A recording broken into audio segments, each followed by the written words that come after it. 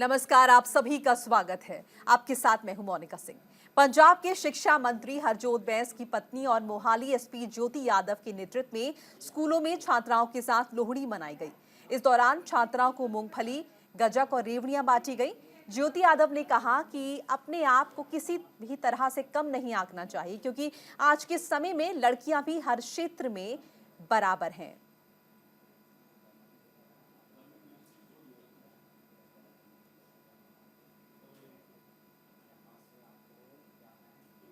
शिक्षा मंत्री हरजोत बैंस की पत्नी ने लोहड़ी मनाई। तस्वीरें हम आपको दिखा रहे हैं। इस दौरान छात्राओं को मूंगफलियां, गजक और रेवड़ियां बांटी गई।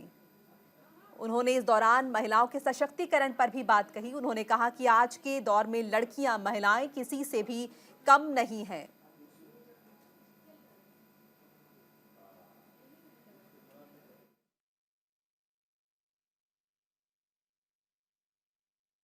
ਅਸੀਂ ਪੰਜਾਬ ਪੁਲਿਸ ਵੱਲੋਂ ਇੱਕ ਸਾਡਾ ਕੰਪੋਨੈਂਟ ਹੈਗਾ ਸਾਂਝ ਪੁਲਿਸ ਦਾ। ਸਾਂਝ ਦਾ ਮਤਲਬ ਹੈਗਾ ਇੱਕ ਜਦੋਂ ਟੁਗੇਦਰ ਇੱਕ ਫੋਰਸ ਜੋ ਜੁੜ ਜਾਂਦੀ ਹੈ ਤੇ ਕਮਿਊਨਿਟੀ ਆਊਟਰੀਚ ਵਾਲੇ ਸਾਡੇ ਪ੍ਰੋਗਰਾਮਸ ਹੁੰਦੇ ਤੇ ਉਸ ਦੇ ਤਹਿਤ ਹੀ ਅੱਜ ਅਸੀਂ ਤੀਆਂ ਦੀ ਲੋਹੜੀ ਮਨਾਉਣ ਇੱਥੇ ਆਏ ਨੇ ਤੇ ਅਸੀਂ ਸਿਰਫ ਮੈਂ ਇੰਨਾ ਹੀ ਕਹਿਣਾ ਚਾਹੁੰਦੀ ਹਾਂ ਕਿ ਤੀਆਂ ਦੀ ਜੋ ਲੋਹੜੀ ਹੁੰਦੀ ਹੈ ਉਹ ਇੱਕ ਸਪੈਸ਼ਲ ਦਿਨ ਹੋ ਜਾਂਦਾ ਜਿਸ ਦਿਨ ਅਸੀਂ ਸਾਡੇ ਜੋ ਧੀ ਹੈ ਜਿੰਨੀ ਸਾਡੀ ਕੁੜੀਆਂ ਨੇ ਉਹਨਾਂ ਨੂੰ ਅਸੀਂ ਸੈਲੀਬ੍ਰੇਟ ਵੀ ਕਰਦੇ ਤੇ ਉਹਨਾਂ ਦੀ ਅਚੀਵਮੈਂਟਸ ਨੂੰ ਵੀ ਅਸੀਂ ਸੈਲੀਬ੍ਰੇਟ ਕਰਦੇ ਤੇ ਉਹਨਾਂ ਨੂੰ ਇੱਕ ਹੋਪ ਵਾਲਾ ਮੈਸੇਜ ਵੀ ਦੇਣਾ ਚਾਹੁੰਦੇ ਕਿ ਉਹਨਾਂ ਦਾ ਫਿਊਚਰ ਬਹੁਤ ਜ਼ਿਆਦਾ ਸਿਕਿਉਰ ਹੈਗਾ ਤੇ ਉਹ ਵੀ ਅੱਗੇ ਖੂਬ ਵੱਧ ਚੜ੍ਹ ਕੇ ਤਰੱਕੀ ਕਰਨ ਤੇ ਇੱਦਾਂ ਹੀ ਆਪਣੀ ਧੀਆਂ ਵਾਲੀ ਲੋਹੜੀ ਮਨਾਉਂਦੇ ਰਹਿਣ। ਬਹੁਤ ਜ਼ਰੂਰੀ ਹੈ ਜੀ ਬੱਚਿਆਂ ਨੂੰ ਕਲਚਰ ਦੇ ਨਾਲ ਜੋੜਨਾ। ਸੀ ਡਿਜੀਟਲਾਈਜੇਸ਼ਨ ਇੱਕ ਬਹੁਤ ਇੰਪੋਰਟੈਂਟ ਆਸਪੈਕਟ ਹੈ, ਬਿਕੋਜ਼ ਜੇ ਅਸੀਂ ਵਰਲਡ ਦੀ ਗੱਲ ਕਰੀਏ, ਜੇ ਅਸੀਂ ਵਰਲਡ ਦੇ ਨਾਲ ਜਾ ਕੇ ਜੁੜਨਾ ਹੈਗਾ ਤਾਂ ਸਾਨੂੰ ਡਿਜੀਟਲਾਈਜੇਸ਼ਨ ਬਹੁਤ ਜ਼ਰੂਰੀ ਹੈ। But at the same time ਬੱਚੇ ਨੂੰ ਕਲਚਰ ਬਾਰੇ ਦੱਸਣਾ, ਬੱਚੇ ਨੂੰ ਆਪਣੇ ਹੈਰੀਟੇਜ ਬਾਰੇ ਦੱਸਣਾ, ਉਹਦੀ ਕੀ ਪਰੰਪਰਾਵਾਂ ਹੈਗੀਆਂ ਨੇ ਉਹ ਬੱਚਿਆਂ ਨੂੰ ਦੱਸਣਾ, ਉਹ ਬਹੁਤ। जम्मू कश्मीर में शहीद हुए पंजाब के गुरदासपुर के गुरप्रीत सिंह का पैतृक गांव में राजकीय सम्मान के साथ अंतिम संस्कार किया गया। मैणी गांव में पिता नरेंद्र ने बेटे को मुखाग्नि दी। वहीं शहीद को श्रद्धांजलि देने के लिए Gurdaspur deputy commissioner doctor Himanshu Agarwal, cabinet मंत्री कुलदीप सिंह धालीवाल समेत अन्य प्रशासनिक अधिकारी मौके पर पहुंचे। इस दौरान शहीद की माता लखविंदर कौर ने बताया कि छुट्टी आने के बाद 25 अगस्त को वो रिश्ता करवा कर वापस लौट गया था और अप्रैल में छुट्टी पर आने की बात कही थी। बता दें कि वो ड्यूटी के दौरान बर्फीली पहाड़ियों पर अपने साथियों के साथ गश्त कर रहे थे। इस दौरान गुरप्रीत सिंह का पैर फिसल गया और वो गहरी खाई में गिर गए, जिससे उनकी मौत हो गई।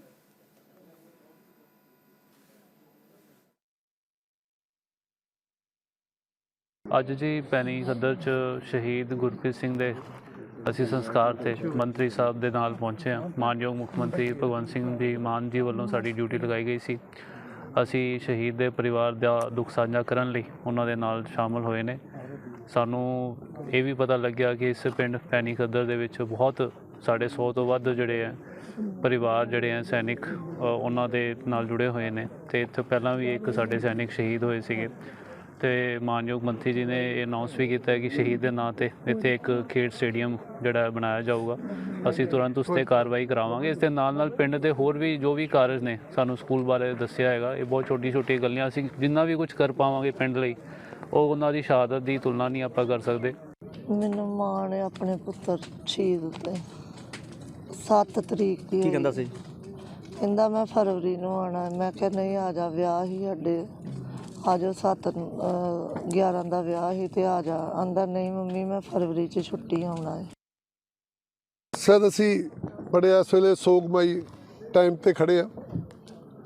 ਗੁਰਦਾਸਪੁਰ ਜ਼ਿਲ੍ਹੇ ਦੇ ਕਾਨੂੰਨ ਬਲਾਕ ਦਾ ਪਿੰਡ ਪੈਣੀ ਖੱਦਰ, ਜਿਹਦਾ 24 ਸਾਲਾ ਸਾਡਾ ਫੌਜੀ ਸੈਨਿਕ ਗੁਰਪ੍ਰੀਤ ਸਿੰਘ ਸ਼ਹੀਦ ਹੋ ਗਿਆ। ਉਹਦਾ ਸੰਸਕਾਰ ਕੀਤਾ। ਉਹਨਾਂ ਦੇ ਬਾਪ ਨਾਲ ਖੜ੍ਹੇ ਆ ਸਾਡੇ, ਬਹੁਤ ਵੱਡੇ ਬੰਦੇ, ਆਪਣੇ ਹੱਥੀਂ ਆਪਣੇ ਪੁੱਤ ਦਾ ਸੰਸਕਾਰ ਕੀਤਾ ਇਹਨਾਂ ਨੇ। ਔਰ ਇਹ ਪਿੰਡ ਜਿਹੜਾ ਮੈਂ ਤਾਂ ਅੱਜ ਸੁਣ ਕੇ ਹੈਰਾਨ ਹੋ ਗਿਆ ਕਿ ਇਸ ਪਿੰਡ ਦੇ ਵਿੱਚ ਇਸ ਵੇਲੇ 100 ਤੋਂ ਵੱਧ ਜਿਹੜੇ ਫੌਜੀ ਸੈਨਿਕ ਆ ਉਹ ਦੇਸ਼ ਦੀ ਸਰਹੱਦਾਂ ਦੇ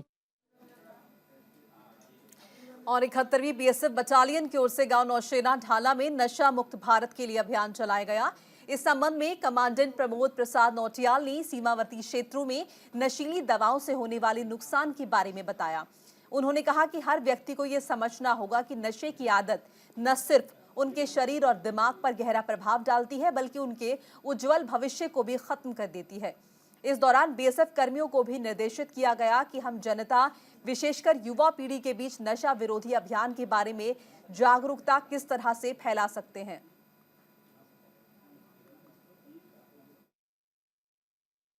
वेस्टर्न बॉर्डर पर जो इंडो पाक बॉर्डर है, इसमें ड्रग्स की जो स्मगलिंग है, उसके कारण गांव में जो रहने वाले यंग जनरेशन है वो नशे की हालत में पूरी तरह से लिप्त हो चुकी है। उनको ऐसी लत लग चुकी है कि जिससे कि जनरेशन्स उनकी खराब होती जा रही है। उनका फ्यूचर बिल्कुल खराब हो गया है। शारीरिक नुकसान तो होता ही है उनको, मानसिक तौर पर भी वो लोग। और हर साल लोहड़ी का त्योहार धूमधाम से मनाया जाता है। त्योहार के दौरान बच्चे और बड़े पतंग उड़ाने के शौकीन होते हैं। पिछले कुछ सालों से पतंग के लिए इस्तेमाल की जाने वाली चाइना मांझे के कारण हजारों लोग जख्मी हो चुके हैं और कई लोगों की जान भी जा चुकी है, जिसके मद्देनजर गुरदासपुर, बटाला, डेरा बाबा नानक, फतेहगढ़, चूड़िया प्रशासन सख्ती बरत रही है। वहीं गुरदासपुर डीसी ने चाइना मांझे से पतंग उड़ाने वालों और बेचने वालों के खिलाफ सख्त कानूनी कार्रवाई के आदेश जारी किए हैं। और कपूरथला सिविल अस्पताल के क्वार्टर में देर रात संदिग्ध परिस्थितियों में आग लग गई, जिसमें एक व्यक्ति की मौत हो गई और 3 महिलाएं जख्मी हुई हैं। लोगों ने आनन फानन में फायर ब्रिगेड और पुलिस को सूचना दी। मौके पर पहुंची फायर ब्रिगेड की टीम ने कई घंटों की मशक्कत के बाद आग पर काबू पाया। बताया जा रहा है कि आग शॉर्ट सर्किट की वजह से लगी। पुलिस मामले की जांच कर रही है। सिविल अस्पताल के क्वार्टर में आग लगी, जिसके बाद आनन फानन में पुलिस को सूचना दी गई। 3 महिलाएं इसमें जख्मी बताई जा रही हैं और फिलहाल पुलिस मामले की जांच कर रही है। और इस आगजनी के बाद कितना नुकसान हुआ है तस्वीरों के जरिए हम आपको दिखा रहे हैं। हालांकि फायर ब्रिगेड ने बाद में आग पर काबू पा लिया था। यह आगजनी के वक्त की तस्वीरें। एक शख्स की मौत हुई है, 3 महिलाएं इसमें जख्मी हुई है।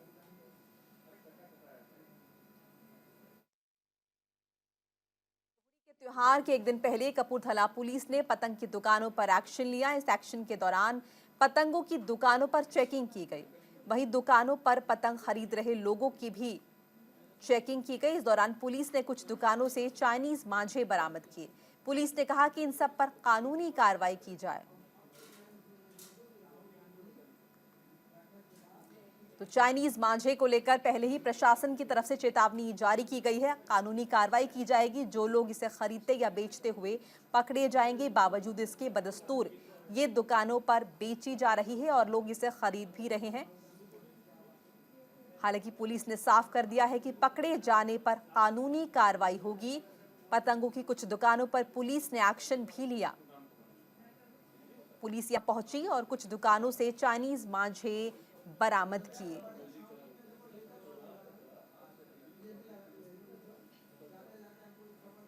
और हरियाणा के नूह में घने कोहरे के कारण दिल्ली मुंबई एक्सप्रेसवे पर नहारिका गांव के पास खड़े एक हाईवे से कई गाड़ियां टकरा गई। इस हादसे में एग्जाम देने जा रहे 2 छात्रों की दर्दनाक मौत हो गई, जबकि हादसे में कई लोग गंभीर रूप से जख्मी हो गए। पुलिस ने दोनों के शव को कब्जे में लेकर पोस्टमार्टम के लिए जिला अस्पताल भेज दिया है। वहीं घायलों का इलाज अलग अलग अस्पतालों में चल रहा है। एग्जाम देने जा रहे 2 छात्रों की मौत हुई है। इस हादसे में नूह में दिल्ली मुंबई एक्सप्रेसवे पर यह हादसा पेश आया है, जिसमें धुंध की वजह से गाड़ियां आपस में टकरा गई और 2 छात्र जो कि एग्जाम देने जा रहे थे, उनकी मौत हो गई। आपको बताएं, घने कोहरे की वजह से विजिबिलिटी काफी कम रहती है, खासतौर से हाईवे पे। और उसी कड़ी में यह हादसा पेश आया, जिसमें परीक्षा देने जा रहे 2 छात्रों को अपनी जान से हाथ धोना पड़ा। यह पूरा मामला नूह में दिल्ली मुंबई एक्सप्रेसवे पर हुआ।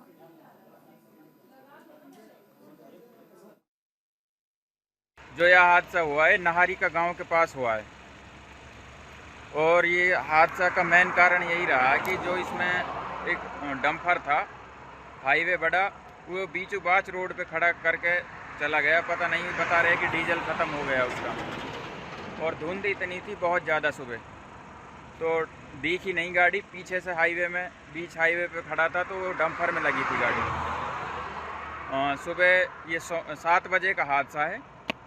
और ये सोना से अलूर जा रहे थे, 2 बच्चे थे, पेपर देने के लिए जा रहे थे। दोनों की ऑन द स्पॉट डेथ हो गई, दोनों की मौके पे ही।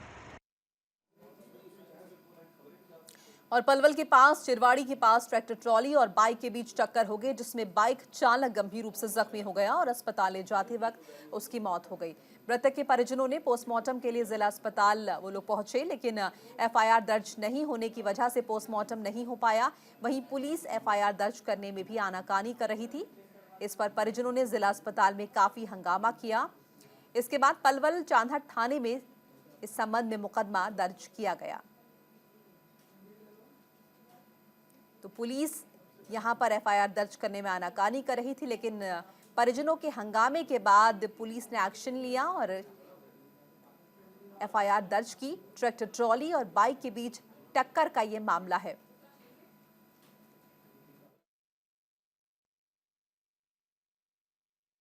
कल शाम को एक कमल नाम के व्यक्ति की ट्रैक्टर से एक्सीडेंट हो गया था, तो उसके डेड बॉडी यहाँ। अब इन्होंने परिजन ने दरखास्त दी, हमने अभी योग्य हकीकत करके कार्रवाई कर रहे हैं। नहीं, ऐसी कोई बात नहीं, सरपंच साहब ने खुद दरखास्त दी, आपके सामने खड़ा है। कितनी देर पहले दी है दरखास्त आप पूछ सकते हैं। कोई देरी नहीं, तो दरखास्त नहीं दी। कई लोग गए थे, उन्होंने कोई रिटर्न दरखास्त नहीं दी थी। हमने रिक्वेस्ट की थी, मेरी रिटर्न दरखास्त दीजिए, उन्होंने सुबह कर कार्रवाई नहीं कर रही जी। कल 7 बजे के लगभग ये घटना हुई है जी, और पुलिस कुछ कार्रवाई नहीं कर रही है, और ट्रैक्टर वाले की लापरवाही से सब हुआ है। घटना के बारे में हम मोटरसाइकिल के पीछे थे, वो हमें भी ओवरटेक कर गया था ट्रैक्टर वाला। आगे हमारे बड़े भाई थे 1 किलोमीटर के लगभग आगे, और वो वहाँ से उसी लापरवाही से उसमें साइड वाइड मार के जब भागा है, फिर आगे उसे रोक लिया ट्रैक्टर वाले को। फिर पीसीआर आ गई, हम जैसे भाई को लेके आ रहे हैं रास्ते में, भाई ने तो रास्ते में दम तोड़ दिया है। वो पीसीआर वाले के हवाले वो। हरियाणा के परिवहन मंत्री मूलचंद शर्मा ने ऊंचा गांव की गौशाला पहुंचकर आयोजित श्रीमद् भागवत कथा में शिरकत की। इस अवसर पर उन्होंने गौशाला में गोधन के चारे के लिए गौशाला की संस्था के पदाधिकारी को 3,78,000 राशि का चेक भेंट किया। परिवहन मंत्री मूलचंद शर्मा ने कहा कि जब साल 2014 में वो बल्लभगढ़ विधानसभा के विधायक बनकर गौशाला पहुंचे थे, उस समय गौशाला की हालत बहुत ही दयनीय थी। यहाँ गहरे गड्ढे बने हुए थे। उन्होंने कहा कि आज गौशाला बहुत ही सुंदर बनी हुई है। उन्होंने इस कार्य के लिए संस्था के सभी पदाधिकारियों को बधाइयां दी। और 2024 में लोकसभा का चुनाव है, जिसे लेकर चुनावी सरगर्मियां तेज हो गई हैं। तो वहीं हरियाणा में विधानसभा चुनाव भी हैं, जिसे लेकर हरियाणा में बीजेपी और कांग्रेस की जो चुनावी लड़ाई है वो अब शुरू भी हो चुकी है। नेताओं का आरोप प्रत्यारोप का दौर शुरू हो चुका है। रोहतक से बीजेपी सांसद अरविंद शर्मा स्वामी विवेकानंद महासम्मेलन में युवाओं के काफिले को हरी झंडी दिखाने पहुंचे थे। उनकी बातें हैं, उनकी क्या बातें सुनोगे? उनकी बातें अगर सुनोगे तो आप नौजवान साथी इतने जोश में हैं। आप देखो दोबारा से उन्होंने शुरू किया है कि वह पर्ची सिस्टम नौजवानों को बहकाने के लिए, वो जो नौजवान ठीक रास्ता पकड़ गया है उसको बहकाने के लिए एक फिर से सिस्टम में लगाना चाहते हैं कि बोले अगर गलती से हमारी अगर सरकार आ जाए तो भाई पर्ची सिस्टम हम लागू करेंगे। लेकिन यमुनानगर के विश्वकर्मा चौक स्थित मार्केट में बनी सीओडीओ के बीच फंदे से एक युवक का लटका हुआ शव मिला है। और इसी के साथ इस बुलेटिन में फिलहाल इतना ही। खबरें लगातार जारी हैं न्यूज़ इंडिया पर।